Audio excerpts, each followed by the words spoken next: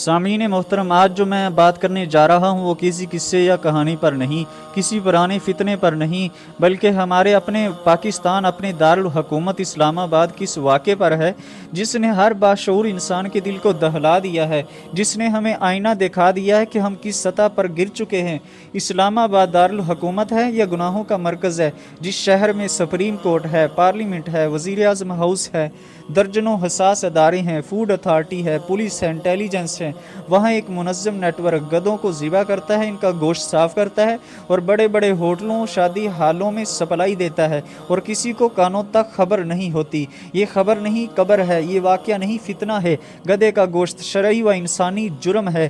گدھا ایک خبیث جانور ہے۔ رسول اللہ صلی اللہ علیہ وسلم نے ارشاد فرمایا، انہا رجسن، یہ ناپاک ہے۔ جنگ خیبر کے موقع پر رسول اللہ صلی اللہ علیہ وسلم نے گھریلو گدوں کے گوشت کو حرام قرار دیا۔ کیوں؟ کیونکہ یہ ناپاک ہے، فطرت کے خلاف ہے، انسانی صحت کے لیے زہر ہے، نجس ہے، حیوانی اخلاق پھیلاتا ہے۔ کیا یہ صرف گوشت کا مسئلہ ہے؟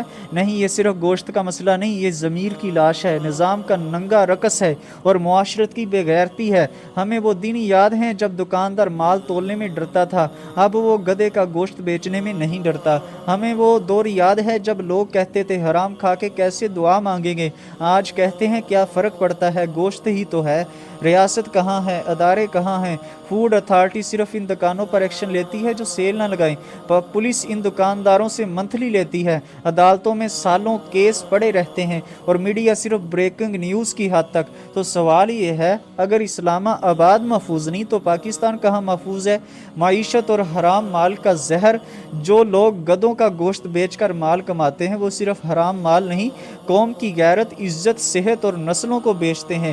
رسول اللہ صلی اللہ علیہ وسلم نے ارشاد فرمایا، جو گوشت حرام مال سے بنا ہو جہنم اس کے لیے زیادہ حقدار ہے۔ یہ صرف خوراک کا مسئلہ نہیں، یہ معاشرتی انحطاط ہے، ذہنی زوال ہے۔ عوام کو کیا کرنا ہے؟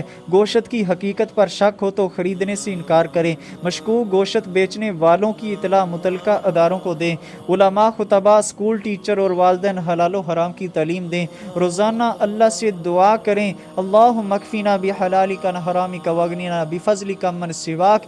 ایک فرد کی بددیانتی ایک قوم کی ذلت ہوتی ہے۔ اگر آج ہم نے اس واقعے پر خاموشی اختیار کر لی تو کل ہم اپنے بچوں کو کتے، بلی اور مردار کھلاتے پائیں گے، اور پھر ہمیں تقدیر کو کوسنے کے سوا کچھ نہیں بچے گا۔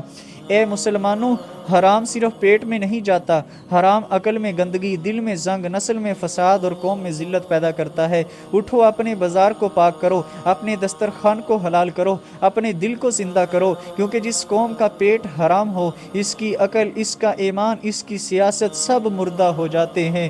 یا اللہ، ہمیں حلال کمانے، حلال کھانے اور حلال پھیلانے کی توفیق عطا فرما، ہمارے نظام کو عدل و دیانت سے مزین فرما، اور ہمیں وہ غیرت عطا فرما جو گدھے کا گوشت دے کر ہمارے ضمیر کو بیدار کر سکے۔ آمین یا رب العالمین۔